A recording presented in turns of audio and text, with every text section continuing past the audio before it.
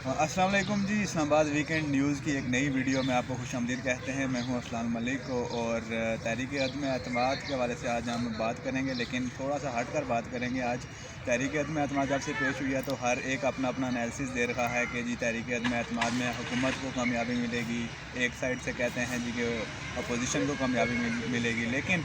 जो असल बात है वो ये है कि अभी तक इस हवाले से कुछ नहीं कहा जा सकता, क्योंकि जो दो मेन पार्टीज़ हैं इस मामले में, हुकूमत और अपोजिशन, वो ख़ुद अभी अनसर्टन है कि उनके साथ क्या होने जा रहा है। क्योंकि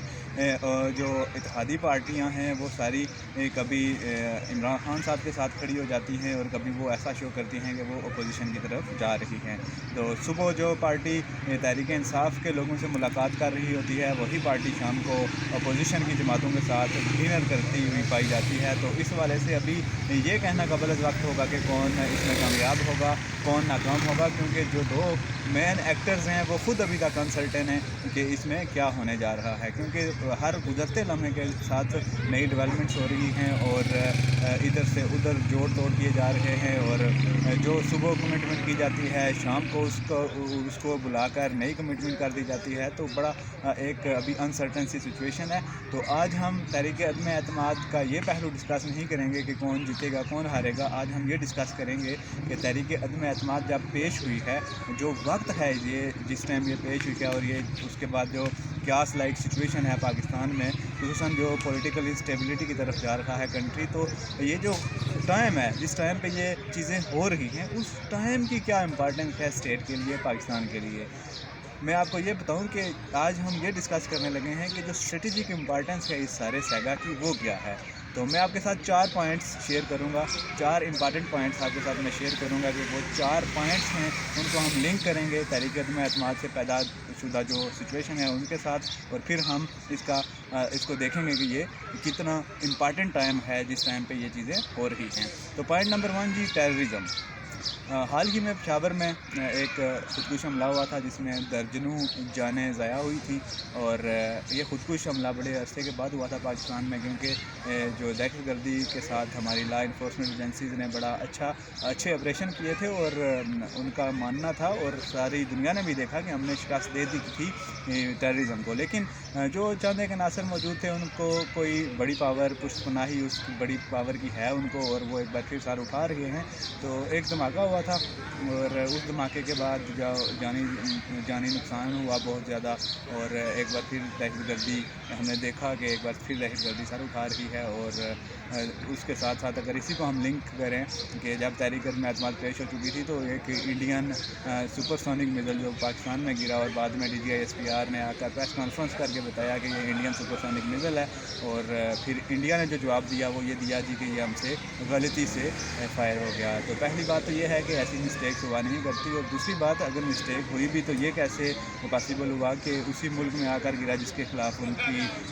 जिसके खिलाफ वो 4 जंगें लड़ चुके हैं, जो उनका आर्क राइवल है, किसी और मुल्क में क्यों नहीं ये मिस्टेक हुई। तो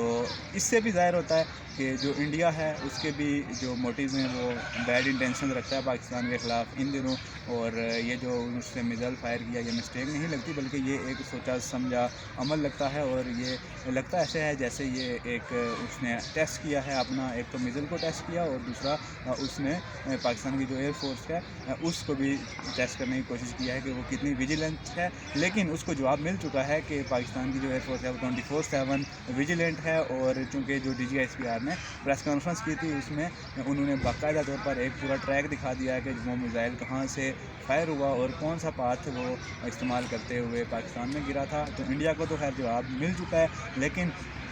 ये सारे वाक़यात आपके साथ डिस्कस करने का मकसद ये है कि जो पॉइंट नंबर 1 टेररिज्म मैंने आपके साथ शेयर किया, वो उसको हम लिंक करें अगर तहरीक अदम एतमाद की वजह से जो सिचुएशन पैदा हुई है। तो इस वक्त इस वजह से जो हुकूमत की जो सारी जो दौड़ है वो तहरीक अदम एतमाद की तरफ लग चुकी है, और वो जो टेररिज्म वाला फैक्टर है वहाँ से हमें एक बार फिर हमारी जो हट चुकी है। हालांकि इस टाइम हुकूमत अगर रिलैक्स होकर टेररिज्म का जो एक फैक्टर दोबारा सामने आ रहा है उस पर काम करे तो वो ज़्यादा बेहतर होना था, लेकिन तहरीक अदम एतमाद पेश होने की वजह से जो सिचुएशन है उसकी वजह से टेररिज्म वाला फैक्टर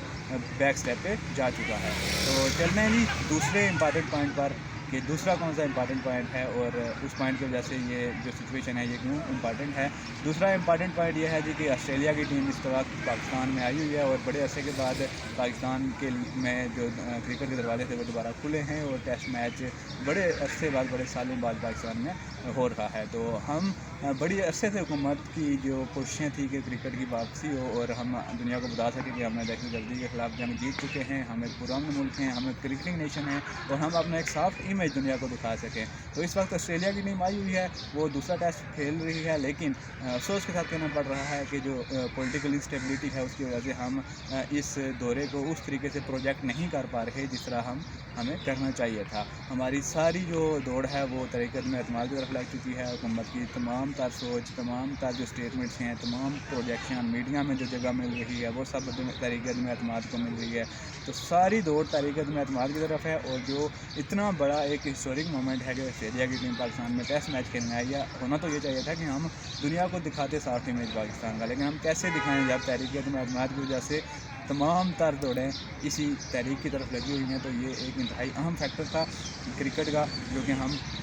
بڑے اچھے طریقے سے ابھی ہم پروجیکٹ کر سکتے تھے لیکن ہم نہیں کر پا رہے۔ تو چلتے ہیں جی تیسرے پوائنٹ کی جانب۔ تو جیسے آپ کو بھی پتہ ہے کہ یہ منتھ ہے جی مارچ کا اور 23 مارچ پاکستان ڈے پریڈ ہوتی ہے اور اس پریڈ میں ہم اپنا ڈیفینس کی جو صلاحیتیں ہیں وہ ہم دنیا کو دکھاتے ہیں اور بڑا ایک اچھا دن ہوتا ہے، بڑا امپارٹنٹ دن ہوتا ہے پاکستان میں ہر سال یہ، اور اس دن کی مناسبت سے بڑی تقریبات بھی ہوتی ہیں اور وہ پریپریشن بھی جاری ہیں اور 23 مارچ بھی قریب آ چکی ہے، لیکن تحریک عدم اعتماد اگین ایک فیکٹر بن چکی ہے اس میں کہ تمام سیاسی قوتیں، تمام گورنمنٹ کی طاقتیں، تمام اپوزیشن کی طاقتیں، پوری قوم کی جو سوچ ہے وہ ساری کی ساری اس ٹائم تحریک عدم اعتماد پر لگی ہوئی ہے، ان کی نظریں تحریک عدم اعتماد پر لگی ہوئی ہیں اور یہ ایک انتہائی امپارٹنٹ دن ہے اور اس والے سے بھی یہ جو تحریک عدم اعتماد کی وجہ سے جو صورتحال بنی ہوئی ہے وہ اس کو بھی ڈسٹرب کر سکتی ہے۔ اللہ نہ کرے کوئی ایسا واقعہ ہو یا کسی بھی طریقے سے کوئی ایسا کام ہو جائے، لیکن یہ ہے کہ جو 23 مارچ کا وہ جو ایک چارم تھا وہ بھی تحریک عدم اعتماد کی وجہ سے بیک سٹیپ پہ جا چکا ہوا ہے۔ تو چوتھا پوائنٹ جو موسٹ امپارٹنٹ پوائنٹ ہے جو میں نے آپ کے ساتھ شیئر کرنا ہے وہ یہ ہے کہ آنے والے دنوں میں او آئی سی کا سیشن ہونے لگا ہے پاکستان میں اور بڑی ایفرٹس کے بعد یہ کامیابی ملی تھی پاکستان کو کہ او آئی سی کے ممبر یہاں پر آئیں گے۔ تو اب تک کی اطلاعات کے مطابق 46 ممالک نے کنفرمیشن دے دیا کہ ان کے ریپریزنٹیٹیو 23 مارچ کو پریڈ دیکھنے یہاں پر آئیں گے، سیشن اٹینڈ کریں گے، او آئی سی کا جو سیشن ہوگا اس میں اور پریڈ میں وہ موجود ہوں گے۔ اب او آئی سی کے لوگ یہاں پر موجود ہوں گے اور اس وقت ہم اپنے جو پاکستان کے معاملات تھے، ہمارے جو اسلامک دنیا کے معاملات تھے وہ ہم ان کے ساتھ اچھے طریقے سے ڈسکس کر سکتے تھے، لیکن ایسا ہوتا دکھائی نہیں دیتا کیونکہ اگین وہی بات ہے کہ تحریک عدم اعتماد کی جو صورتحال ہے اس کی وجہ سے جو بنی ہوئی ہے تو فوکس او آئی سی پر نہیں ہے اس وقت بلکہ فوکس تحریک عدم اعتماد پر ہے۔ تو یہ تھے جی 4 پوائنٹس جس کی وجہ سے آپ کو اندازہ ہو گیا ہوگا کہ یہ کتنا امپارٹنٹ ٹائم ہے پاکستان کے لیے اور اس امپارٹنٹ ٹائم میں تحریک عدم اعتماد کی وجہ سے جو صورتحال بنی ہوئی ہے وہ کتنی خطرناک ثابت ہو سکتی ہے۔ السلام علیکم کو اجازت دیجیے، چینل کو اگر سبسکرائب نہیں کیا تو چینل کو سبسکرائب کر دیں، ساتھ دیے کہ بیل آئیکن کو بھی پریس کر دیں تاکہ ہر آنے والی نئی ویڈیو آپ تک بر وقت پہنچ سکے۔ اللہ حافظ۔